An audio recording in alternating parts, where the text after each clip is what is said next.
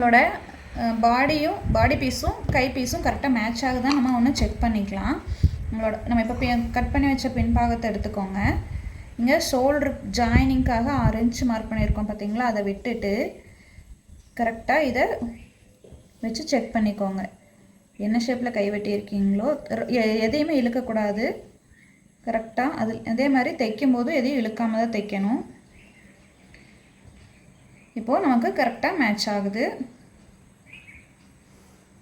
இப்போ ஃப்ரண்ட்டையும் நம்ம அதே மாதிரி ஸ்லீவ் செக் பண்ண போகிறோம். 1/2 இன்ச் இங்கே ஷோல்டரோட ஜாயினிங்காக அங்கே விட்டுட்டு கரெக்டாக சென்டரில் ப்ளேஸ் பண்ணிக்கோங்க. கரெக்டாக இல்லை வச்சுட்டு வாங்க. இந்த இடத்துல நமக்கு ஒரு டக் வரும். ஒரு 1/2 இன்ச்சில் நம்ம டக் பிடிப்போம். அந்த டக் பிடிக்கிறத கரெக்டாக ஃபோல்ட் பண்ணிக்கோங்க. இப்போது